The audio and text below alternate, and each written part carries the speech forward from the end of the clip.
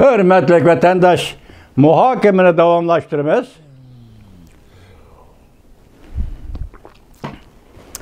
Bugün Çislak 2021 yıl 2. ayının 21. günü.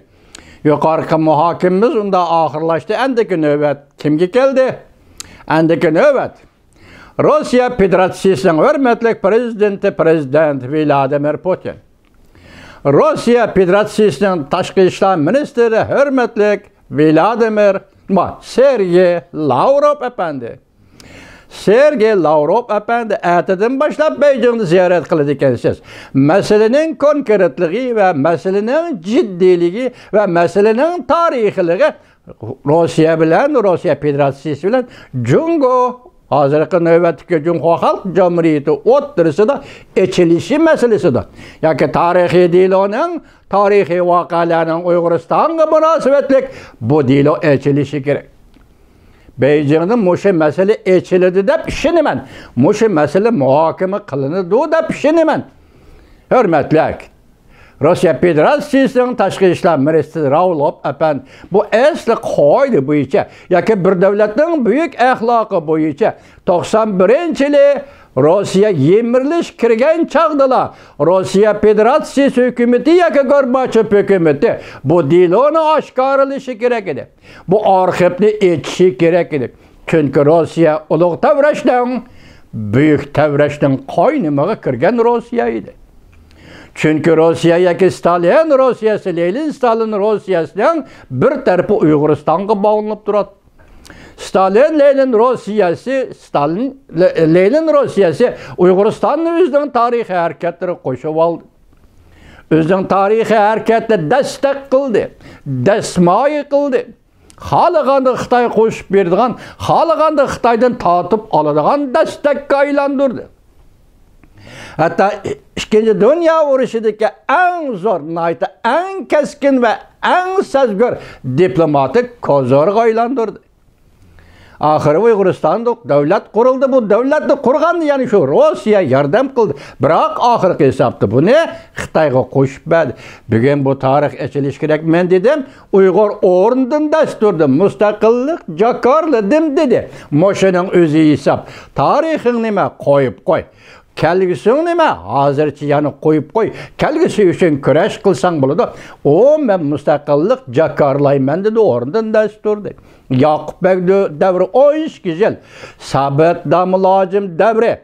Onun din kiyen Ahmetcan Kasimi devri. Uygur orundan turdu. Devlet kurdu. Bugün bu devleti asliga keltirimiz. Delmişinde vakti mesela Alyaski söhbeti ahırlaşıp söhbet vekilleri eşki devletten Alyaska'dan ayrılgan deyinki yılla Beijing'e Rusya Federasyası'nın Taşkı İşler Ministeri Sergey Lavrov'nun kilidiğallıqıdan haber tapdık. Biz Sergey Lavrov Efendi sizge aytimiz ki Uyg'uriston urushni ko'tarmaydi. Bu rayonda ikinci qatım mustamlika urushi portlamasligi kerak.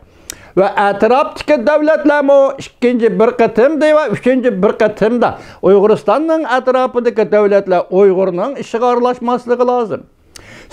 Stalin davridagi milletler, Özbekler ve yana başka milletler aralashgan bo'lsa tugidi tarix hesap. Bugünkü günden başlap Uyg'urning ishiga aralashmasligi lazım. Hürmetli Sergey Lavrov Efendi, Qozog'iston mustaqil bo'lib bo'ldi. O'zbekiston mustaqil bo'lib bo'ldi. Kırgızistan mustaqil bo'lib bo'ldi. Bashqirtiston mustaqil bo'lib bo'ldi. Turkmeniston mustaqil bo'lib bo'ldi. Azerbaycan mustaqil bo'lib bo'ldi. Rusya zeminida 15 davlat mustaqil bo'lib bo'ldi. Uyg'urning ishini Uyg'ur o'zi qiladi. Boshqalar aralashmanglar. Yeter. 15. asırdan başlap aralashib keldinglar. Yeter. Uyg'urni o'ziga qo'yib biringlar. Uyg'ur o'zi azod qiladi yoki Uyg'ur o'zi mushu yo'lda halok bo'ladi. Bu qatimqi siyosat ishi, bu qatimqi davlatni asliga keltirish ishi, xalqaro yordam va xalqaro qo'llash bilan birga Uyg'urning vujudida ishga oshidi. Biz ishimiz mushundaq ishimiz, shunga Uyg'urning ishini Uyg'urga qo'yib beringlar. Biz başkalarının işine aralashmadık. Hem aralashmaymiz. Uygurlar başkalarının işine aralashmadık. Hem aralashmaymiz. Bu qatam her kandak birisinin yana kandak o sebep, yana kandak bu sebep bilen Uygurning işine aralashishini biz qabul qilolmaymiz. Hürmetlik. Rusya Federatsiyasining Tashqi ishlar ministri Sergey Lavrov efendi, şunu sizning Jungo hukumatiga jikilaydiganingiz ayni chaqda Stalin tinch yo'l bilan sana qo'shib bergan edi. Bugun Uyg'uristonda tinch yo'l bilan Uyg'urlarning qo'liga topshirish. Mana bu sizning diplomatik kuchingiz va Rossiya Federatsiyasining diplomatik kuchi va prezident Vladimir Putinning diplomatik kuchi va uning aqliy tadbiri bu qatam Beijingda shundoq ishga eshishini, shundoq o'rinlashtirilishini biz bugun Rossiya Federatsiyasining Tashqi ishlar ministri Sergey Lavrovdan kutamiz va sizga shundoq iltimos qo'yamiz.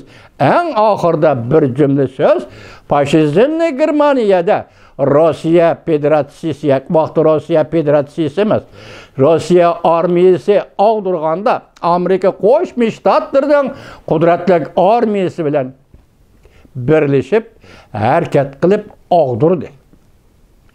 Rossiya g'alabasiga erishdi. Dunyoda fashizmni yo'qotish uchun Amerika Qo'shma Shtatlari g'alabaga erishdi. Endi bugungi kunda shunday ruh bilan Amerika Qo'shma Shtatlarining tashqi siyosati bo'yicha Rossiya Federatsiyasining Amerika Qo'shma Shtatlari tarafda turib, Amerika Qo'shma Shtatlarining tashqi siyosatini qo'llab, Uyg'urning masalasining hal bo'lishiga kuch chiqarishini Rossiya Federatsiyasidan talab qilamiz.